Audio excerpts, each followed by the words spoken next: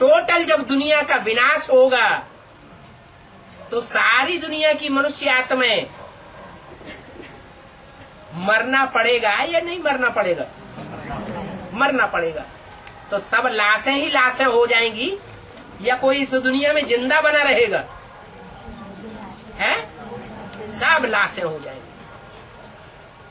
इसलिए वहां कैलाश पर्वत पर उनका निवास दिखाते हैं ऊंची स्टेज में, और कैलाश पर्वत पर नजदीकी दिखाते हैं मानसरोवर। उसका नाम मुरली में क्या दिया है? ज्ञान मानसरोवर। ज्ञान मानसरोवर की क्या विशेषता है?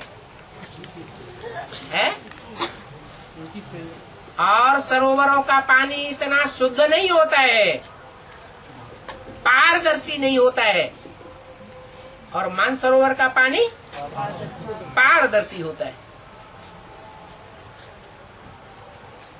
मानसरोवर के किनारे कौन निवास करते हैं? हंस निवास करते हैं। तो ऐसी ऊंची स्टेज जहां जो भी आत्माएं रहती हैं संग के रंग में,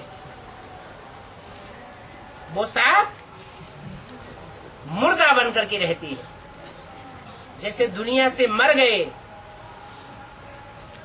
दुनियावी बातों का कोई मनन चिंतन मंथन नहीं, ऊंची स्टेज में रहती है। उसको कैलाश पहाड़ कहा जाता है, कैलाशी वासी कहा जाता है। यहाँ भी ऐसे हैं, कोई मुखहीन विपुल मुख काहू।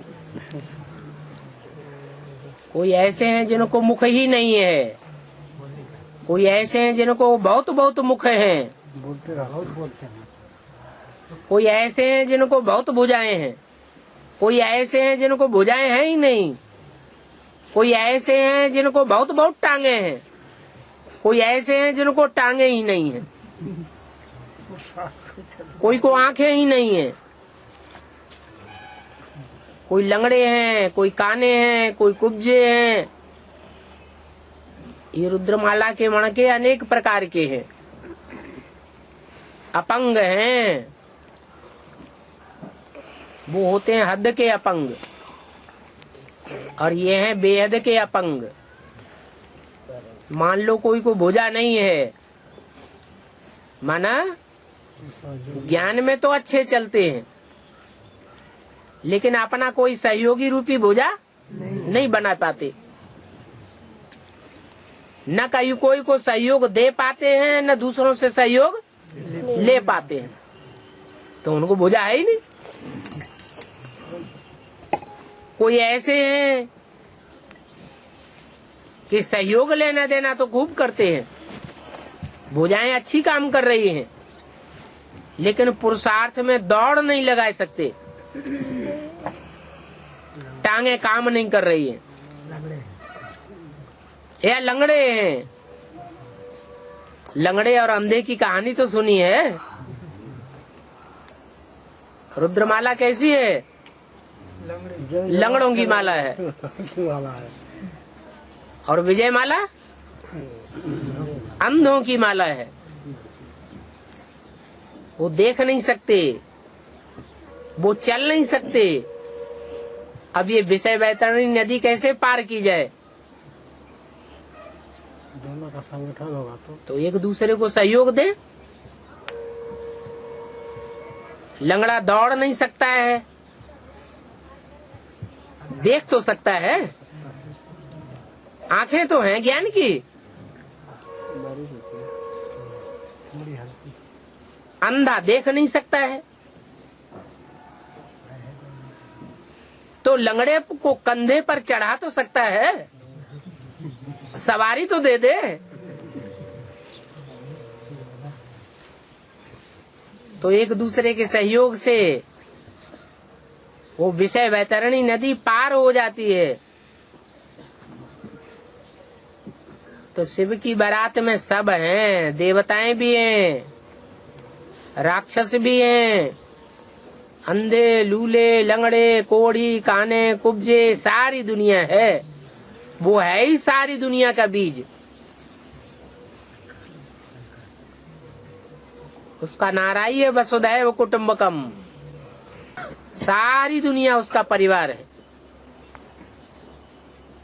भूत प्रेत भी उसके परिवार के हैं।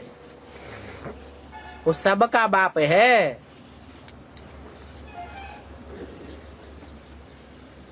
तो बारात में कोई को छोड़ देगा क्या? सबको साथ ले जाएगा। शिवाय माने शिव के लिए, नमः माने नमन, माने सर झुकाना, माने बुद्धि झुकाना।